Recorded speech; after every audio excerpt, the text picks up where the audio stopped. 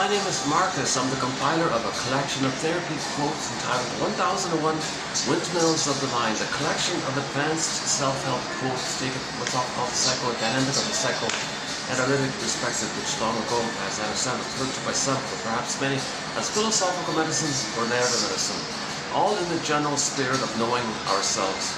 Know thyself. Yesterday we posted a quote from a self-help author who has an analytic background. He studied psychoanalysis and was a shrink for most of his life, and at some point he decided to address the source point of a lot of people's problems. Why are people neurotic, dysfunctional? Why are, that kind of thing. So he traced it back to the nursery. And he said, oh my God, in the nursery, in the childhood interaction, he believes, he discovered, and did a lot of research, he's pretty convinced that if the mother is too focused on don't do this, and no's, and don't touch this, and watch out, what's wrong with you, and stop it, if there's too much of these restrictions like that, we get it that the mother's trying to protect the baby, it's for the baby's safety and all that, but sometimes it's a little risky or something. But the unintended byproduct of these excessive, impulsive no's, in particular when spoken in anger, when she's shouting like that, is that the byproduct on the baby's end is that his doing, his exploration, his curiosity, his interest, his fascination with what's around him, his desire to learn and be curious to what's going on here. Isn't that interesting? This is cool. What's that? What's that? Wow, what's this? All that kind of interest and curiosity and wonderment. Okay, play the song Wanderlust by the classic rock band Pavlov's Dog. Later this year, in December of 2025, David Surkamp, the leader of the band, just last couple of weeks ago, he made an announcement that they'll be releasing a new album called Wanderlust, not Wander, Wonder. So the child has a wanderlust, a real wonder, curiosity, and interest. And that's from him. He's interested. He is curious. He wants to know. So there's a he there. There's an I there. There's an identity there. So Mr. Hollinger theorizes that there's a close link, very close link to the baby's identity, sense of self. And mother's saying, no, don't do this. The baby translates all these no's as he's bad, he's defective, something wrong with him. Filled with shame, anger turns in, so he's got a real problem like that. So his famous book, 2002 book called What Babies Say Before They Can Talk, maybe I got it wrong, something like that. And he tried to, in yesterday's video I posted a quote about the interest, this whole business about the interest, that when the baby's showing interest, mother's got to protect it, be a guardian of it, welcome it, delight in it, embrace it, do some improv, say yes and join in, yeah, that's great, that's exciting. But at any time the baby doing something that's risky or something, then the role of the mother, the job of the mother is to protect the child's curiosity and simply divert it, direct it in some other safe way, okay, and so he can maintain his curiosity. So before she gets angry and shouts no or something, she's feeling a little afraid. In that fear mode, it quickly turns to anger. Maybe, there's that song there is called, I'll turn this lever out, maybe I'll stop it there. I don't really like, this is like the last ditch spot to do a video. Everything's packed, unbelievable. Venues are booked and places are packed. Every seat over there is taken. This is like a backup kind of thing. I don't really like doing it here because the front desk is at the side there. So let's scrap the music this time around. Okay, so if you go to yesterday's video entitled TQ 3048, most of that video was a preview of this first quote of ours that we did from this book by Mr. Hollinger. So the guy's name is Hollinger, Paul C. Hollinger, right? Is that right? And he just put out a sequel a few months ago from that famous baby book called Affects, Cognition, and Language, studying those core three issues: feelings, thoughts, beliefs, emotions, thoughts, and language. Language is a key role in this interplay between feelings and thoughts. So what is this dynamic between those three? And so he tried to focus on the link between those three, because language is needed, to process your feelings, and your feelings might be influenced by your beliefs, the way you think about things, your conclusions, your existential conclusion, and your thoughts around it. And if you can't process your feelings, your mind's spinning around trying to process feelings. So if there's a failure of emotional processing, the mind goes a little too active, monkey mind or something. So, but if we have language, that'll help to put words we're searching for words for our feelings so we can process the feelings. So feelings, the thoughts going around, and then the language is going to be needed to make conscious and make it more present. I haven't read the book. It just so hopefully in the future we'll have it. So I'm referring to the baby book. So the first part of that book, as just mentioned, is can mothers learn to have some empathy for the baby? That it's a big deal for the baby. If the baby wants to pull the shoelaces and so delighted about it, is so fascinated with the string getting longer and things are unraveling, and what's this? Long string, thing gets long, when he pulls it, it gets longer. He's so curious like that. And that's part of his interest. It's connected to his identity. If mother shouts, no, don't do that, he thinks I'm bad. Played the famous song by Linda Ronstadt, you're no good, baby, you're no good. That's what the baby feels. It's an immensely shaming, humiliating, defeating kind of feeling. He feels a burning, biting feeling called shame, and the anger around. The anger rebounds in. He's got anger inside, and that might be a pattern like that, and he's going to go to life with this pattern all the time. So he's looking for excuses to blow off steam onto others. So he's got to make it. So he might be kind of a hostile person, always directing his anger because he's got a pain pump going in, and the part of the brain doesn't have time, and that there's a neural wiring, they say, but it's in the survival brain. It's always spinning around all the time. So that's that kind of a curse or a destiny or a fate he's got to face, wrestling with destiny. So in the song by Katie Lee, there's a lyric, I finally identified it. I've got the tiger by the tail. It's a start, anyways.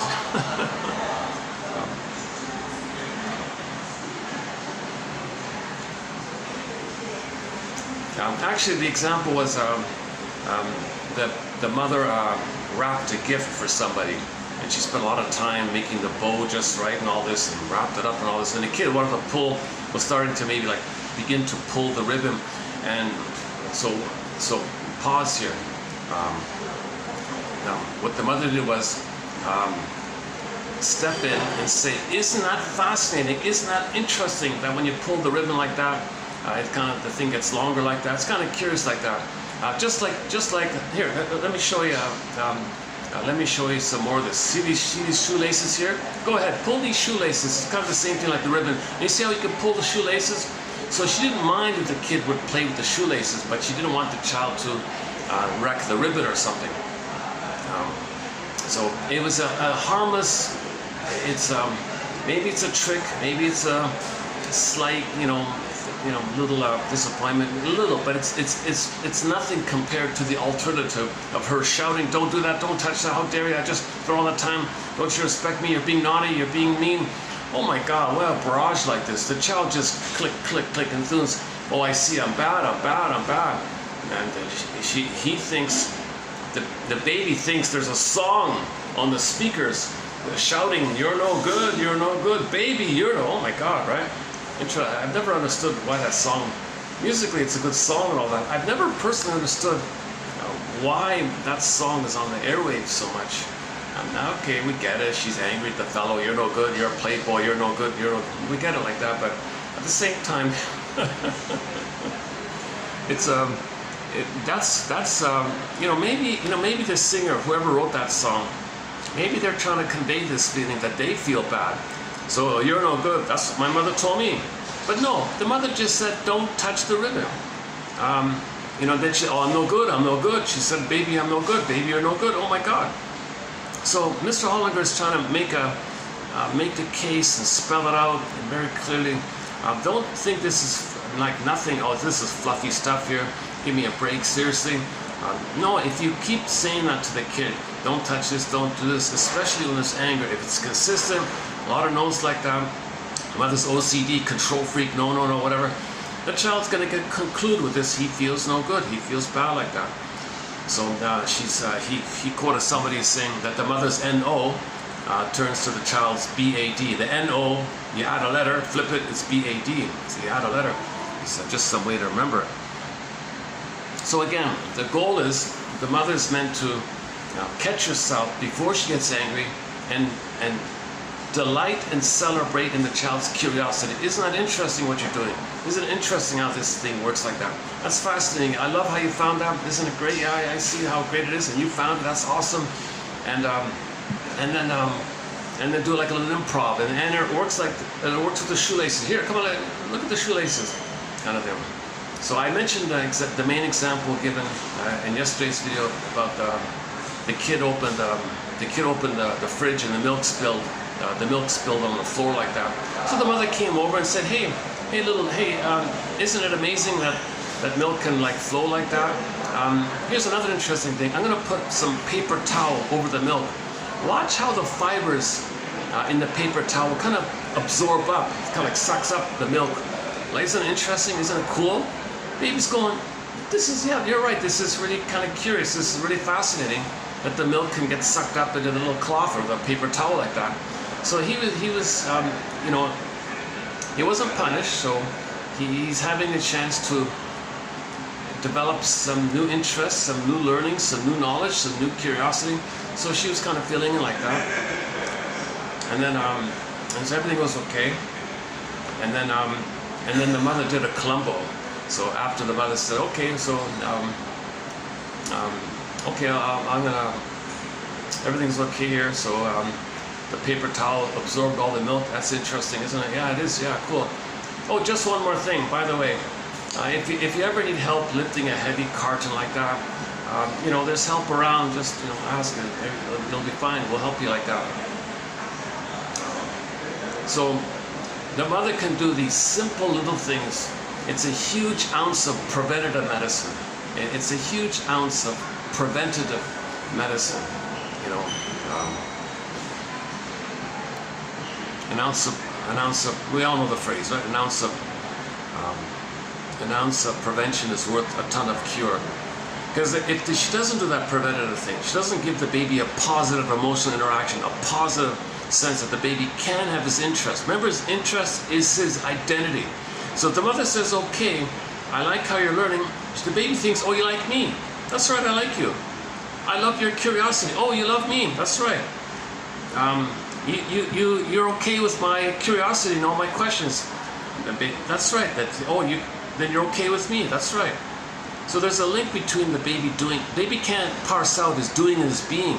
So you criticize the doing. He thinks you're criticizing your being. So he also makes a big focus like this, like that.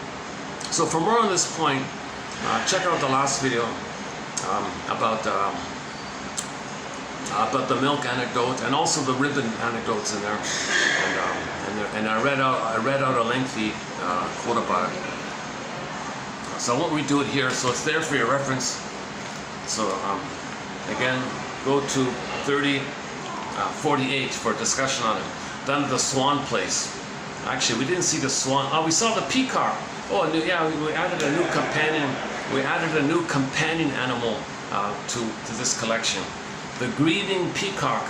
I think he was grieving. There was a peacock there, and he was howling. He was grieving, and I noticed his buddy wasn't there. So I'm just concluding maybe something happened to his buddy, and he was kind of acting out and honking and all the time. I think he might have been grieving. He looked a little distressed like that. The other important point made in the last video was if the mother doesn't do some misdirection like that, welcome his curiosity and direct him in a safe way if it does need to be the case. If she forgets to do that or she misses it and she finds herself angry, then the self-help exercise Mr. Hollinger gives is reframe or downgrade your anger to stress. So if she's feeling angry, she's got to say to herself, I feel stress. Obviously, right? The stress response, okay? Fear or anger. The stress response is fight or flight, fear or anger. So if she's in anger mode, she's a fear, and then anger kind of clicks over quickly. Sometimes people can't even realize it, you know, because when they're triggered and you're feeling angry, you don't even remember that originally as a baby you were afraid and you couldn't run, then it clicked to the anger. So when you're triggered, you're just in the anger mode. So I don't buy this argument people make that the first response is the anger. No way. I don't think so. I don't think so. I think the last desperation was the anger.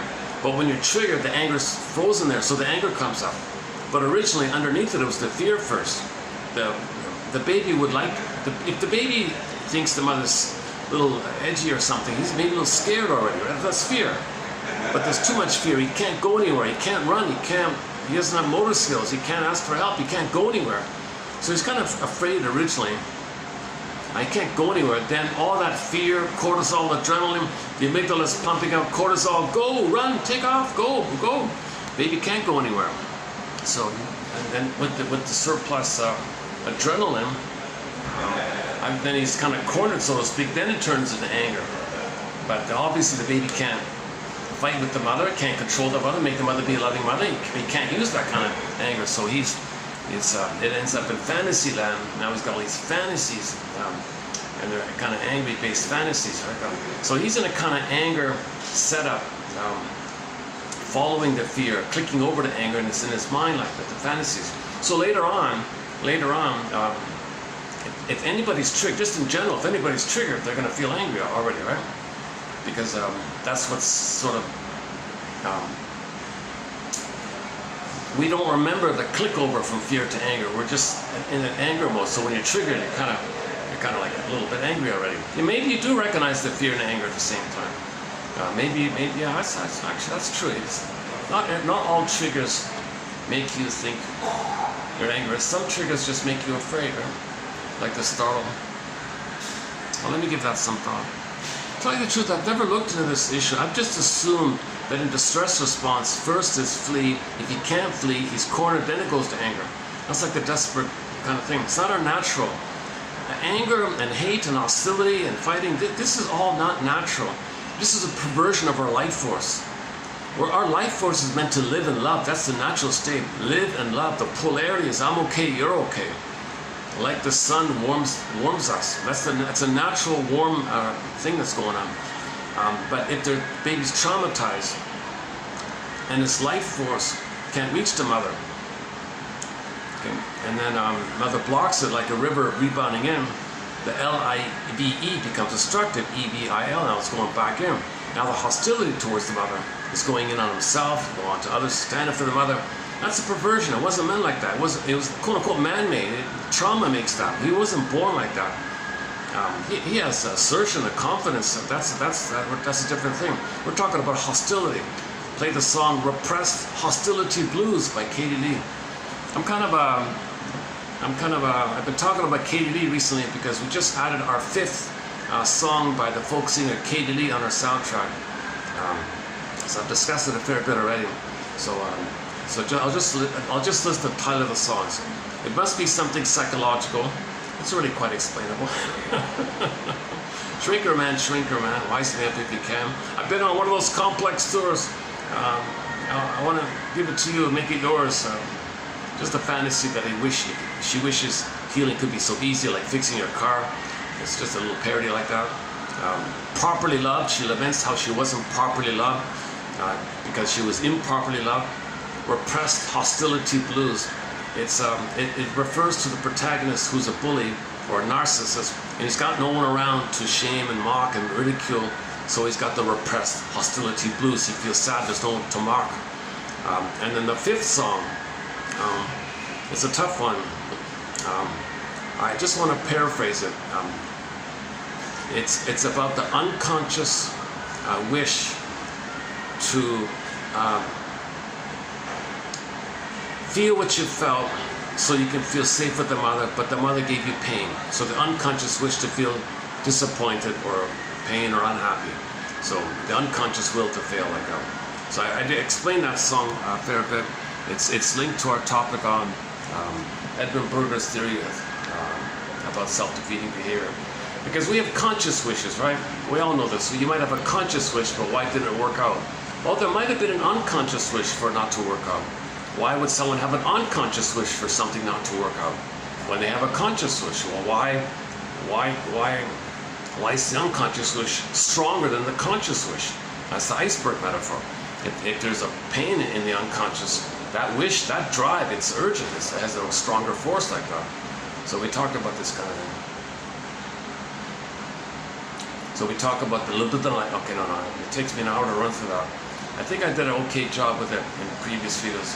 So, anyways, Katie, so her first album of comedy songs on the therapy process is called Songs of Couch and Consultation, and her sequel is called Life is a Bed of Neuroses, like a play on roses. Life is a bed of neuroses.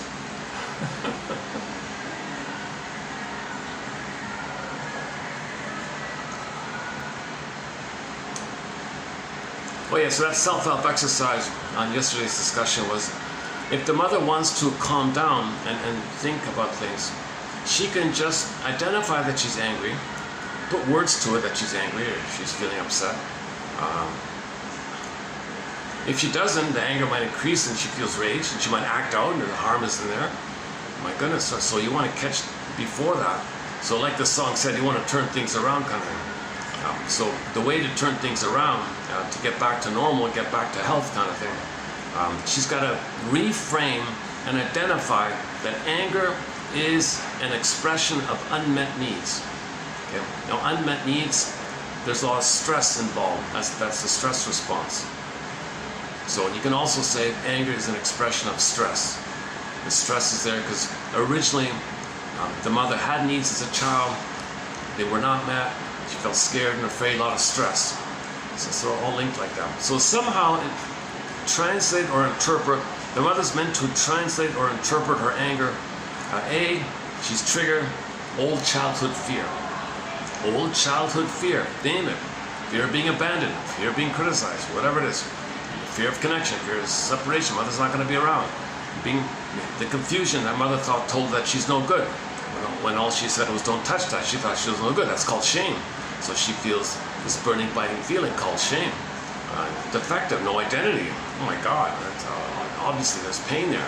There's a lot of stress, survival, flee, can't flee, anger. That's the last ditch thing is the anger. So she's got to identify that if she triggered, it's related to unprocessed. The mother didn't process the original negative interpersonal emotional pattern that she experienced early on. It's still kind of going on all the time. She didn't process her trauma, her attachment trauma, her relational trauma, interpersonal trauma, developmental trauma, weaning trauma, etc. She didn't process it. Any kind of losses, she never identified or mourned those losses. That'll lead to a lot of stress. So if the mother's angry, she's got to kind of trace it back a little bit. So the first step to trace it back is just say, oh, they're stressed. Now back to the childhood. She understands she's stressed. Now she's not going to act out in her anger because she just feels stressed. That's something manageable. It's uncomfortable, it's painful, but in the stress mode, it gives her a chance to think more clearly. She calms down a fair bit. And then she says, oh yeah, let's preserve the baby's interest. Let's protect his identity. Let's protect his curiosity. I don't want to squelch his, because if she says no to anger, because she knows if she says no in anger to the baby or the child, he's going to think that he's being told he's no good, he's no good, he's no good, baby, he's no. I've never played that song. I'm assuming it's copyrighted. Yeah, I'm assuming it's copyrighted, so we won't play. Everybody knows the song. That makes me wonder, maybe on some kind of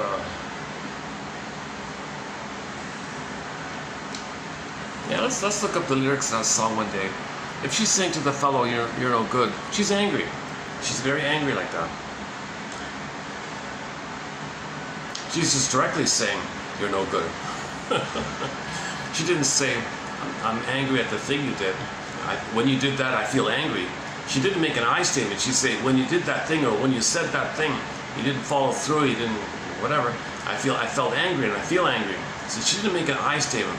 She didn't say that the thing he did, from that she felt angry. So she talked about herself, that she feels angry. She didn't say she feels angry. She just put a blaming thing, a finger thing, accusing thing. You're no good. You're no good. So that's not natural. That's not innate.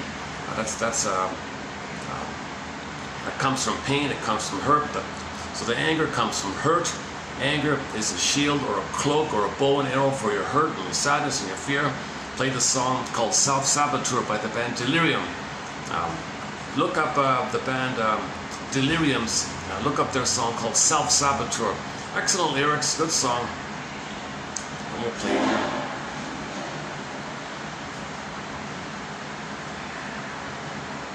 Yeah, all those seats are taken over there. I'm just trying to take a peek at, yeah, see across the way there, all those seats are taken in.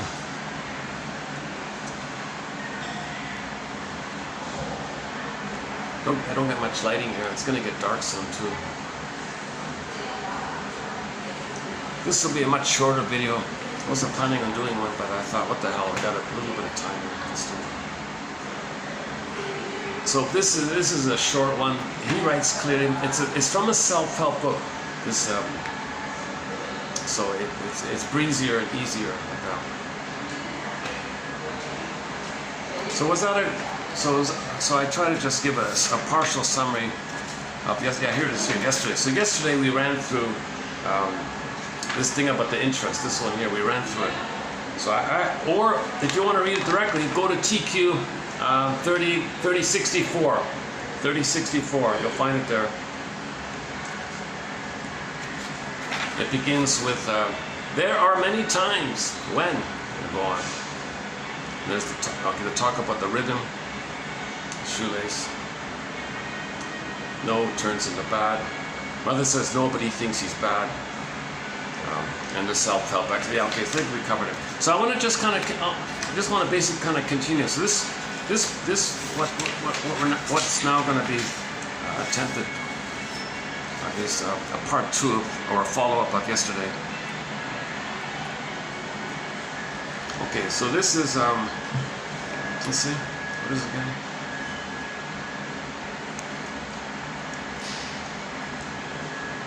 Okay, a little bit on the topic of stress. So we already talked about anger is like the final thing, right? But before it was stress, distress or stress. So let's talk about it, but let's talk about distress in a broader term. Distress can include a variety of things, including sadness and crying and upset. So just let's just talk about the baby's distress. Let's back up a sec here. A lot of different authors had different theories about how many feelings we have. What are our feelings? We're not even in agreement of the names of our feelings. For Pete's sakes, you got the primary feelings from your feeling self, your ontological self, your sensitive, so pleasurable feelings, the healthy, pleasurable feeling that's meant to be there. And we're mainly meant to live from this I feel but for I am place. Joy runs the console. The serene, inexhaustible fullness of being. That's a warm, pleasant feeling, and a variety of that pleasant feeling has a variety of nuances, you know. But since we're homotromicas, you see, the soul froze up. Okay, so the metaphor is the pin goes on the collar, and the aliveness of the pleasant feelings go flat. Now we're in survival. It's a survival issue for mother to reject the child's identity. What has he got left if he has no real identity?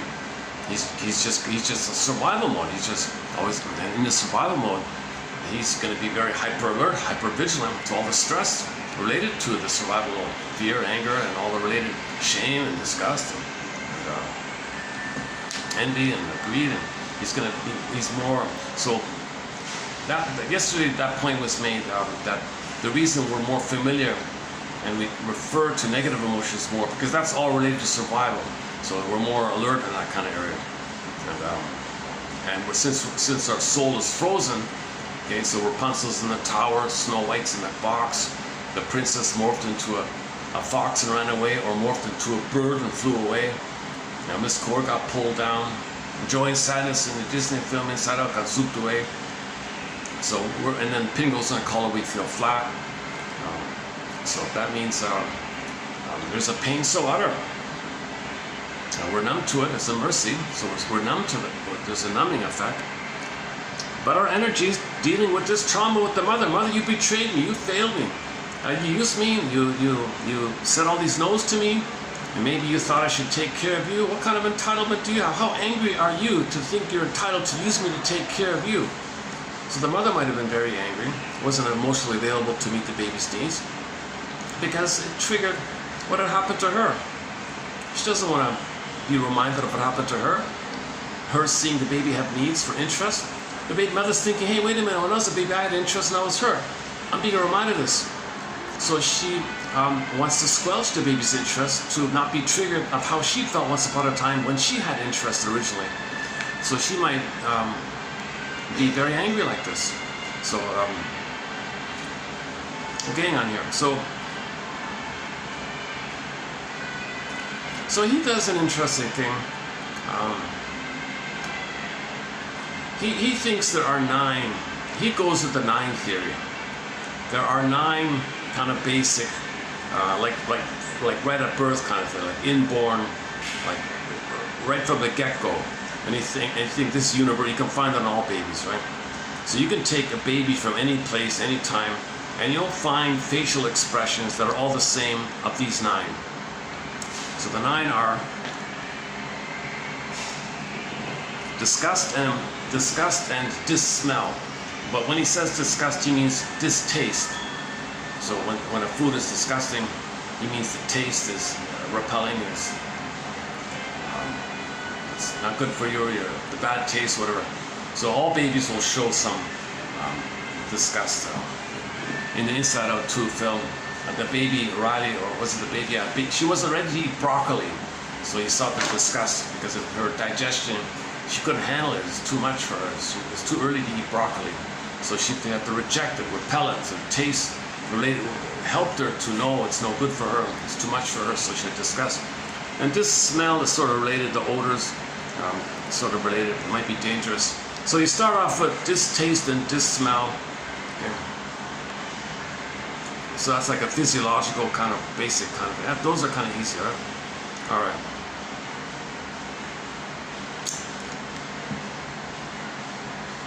So now let's go to so there's 7 left, right? Those are 2. Now we're down to 7. So the remaining 7, he breaks it down to 3 for the happy side and 4 for the miserable side. So the 3 for the happy side, or the positive side, are interest, joy, or enjoyment, delight. A lot of synonyms for these terms. So wonder. So for interest, you have curiosity and wonderment, and enjoyment, delighted, and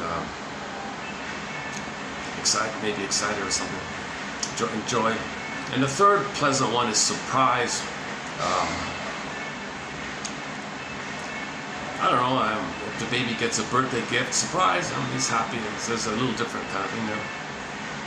So the facial expressions when the baby feels surprise are different from when he feels joy, and they're different from when he feels interest and curiosity. And he shows you in the book the baby's facial features for interest, joy, and surprise. They're all pleasant, but they're a little different. And this is common all over the place. Okay, now we got 4 left here. So here's the controversy, I guess, for some people.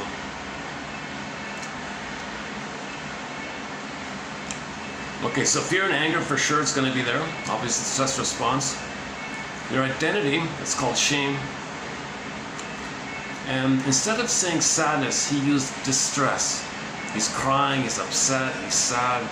Because I think, I didn't read this yet, but I'm assuming he chose distress as a broader term, but it's mainly sadness. Somebody said, how did it go again?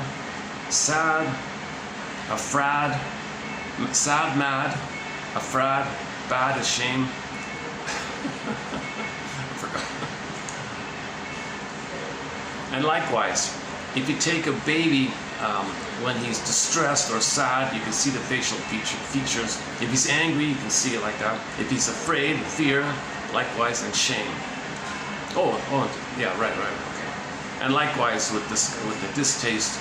Oh, reaction to noxious. He calls distaste disgust, meaning reaction to noxious tastes, and dissmell, reaction to noxious odors. And sure enough, he would take babies to show these 9. And he says, we're born with these 9. Now each of these 9 are on a spectrum. You have mild versions of it and then higher versions of it. Now, for example, in the stress one, a little stress, like maybe a little sad, but the sad on the extreme end can be like just despair and anguish and forlorn, and okay, it's worse like that. Okay, anger could be like in the middle, but rage is way more than anger, right? Okay, and then fear, okay, terrorized, obviously, shame, and then worse than shame is humiliation.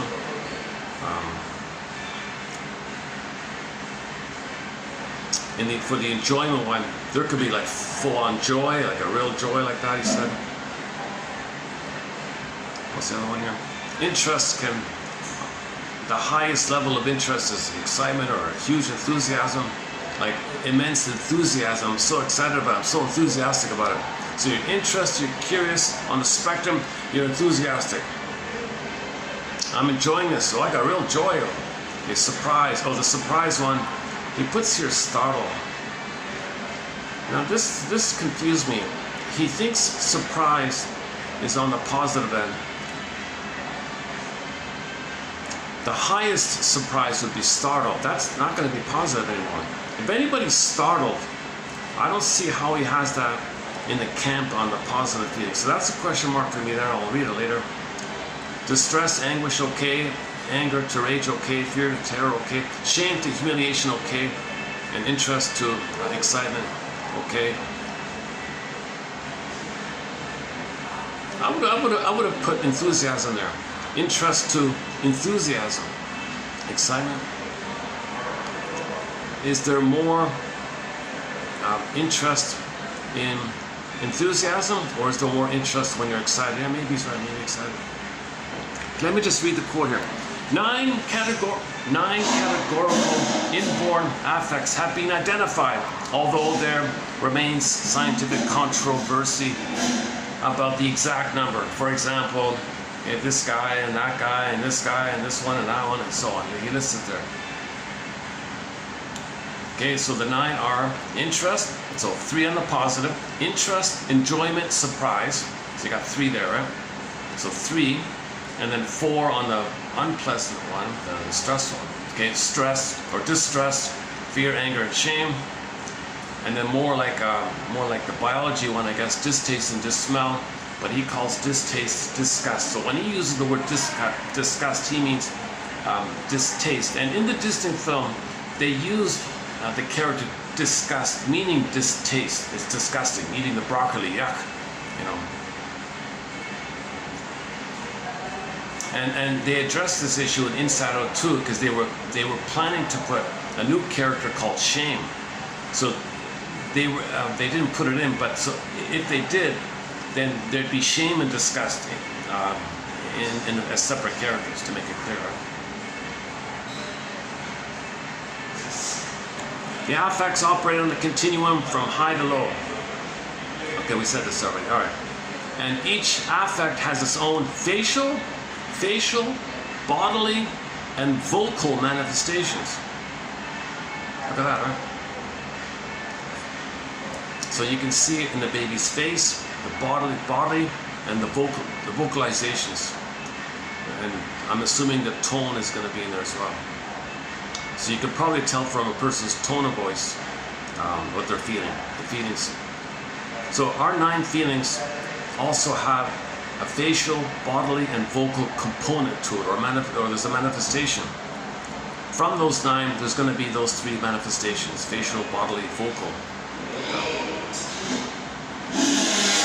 Okay, that's sort of the opening premise here. So let's do the distress one. So yesterday we did the interest one. I thought we did a good job. I thought we covered that. And here let's do the distress one. All right. Signals for help. So everything's love or a cry for love. Everything's love or a cry for love. So distress is a cry for help, a cry for love. Signals for help, such as distress, are communications. Dear young mothers out there, please don't interpret your baby's stress as evidence that they're spoiled, or they're a brat, or they're being naughty, or they hate you. Stop it, please. So it's amazing how mothers can project their critical mother onto the baby. A lot of mothers say, "Oh, you're criticizing me, are you, baby? Just like my mother." "Oh, you hate me, baby, don't you? You got to be kidding me. The baby's under stress because he's not meeting the baby's needs. That's why he's stressed. He's crying to communicate to mother, you didn't meet my needs. I'm scared. I'm crying. I'm communicating. I'm angry." The baby's angry because the mother didn't meet the baby's needs. Mother said, "Oh yeah, you're criticizing me just like my mother. I'm gonna express my anger at you. I'm gonna punish you for it. I'm gonna teach you." You gotta be. There's where the violence. There's the seed point for a lot of future harm and violence in the world. He said. So he has a background in all the juvenile delinquents, it seems, and he wanted to source it back to this kind of area. All right, again. Signals for help, such as distress, are communications. Not that the child is a brat or the child is attacking the mother or it's evidence that the baby's spoiled or something like that. Your role, dear women, is to provide validation for your child's feeling. Okay, now we've got a new example here. So the little baby was going to play with a saucer. Like a high-end fine china or something. So the baby's got this nice dish, a little saucer. He's holding it, he's going to play with it or something. So the mother thinks he's afraid he's going to break it or something, right? So the mother can get angry, "Give me that, don't touch that." So that'll say, "Oh, I'm bad. Oh, I'm defective. His identity's no good." Anger turns in, hates himself now, can hate others all the time. These are problems. So what the mother should do is, when the baby's playing with this pretty saucer, mother says to the baby, "Isn't that a pretty saucer? Isn't it really colorful like that? Isn't it really beautiful like that with the birds on it? And isn't it really nice like that? It's really pretty, isn't it? So let's put the saucer on the rug, where we can play with it carefully, so it won't break." Maybe he's a little disappointed, but not too much. But as long as the baby's interest in playing with the saucer, not the. Why did my mind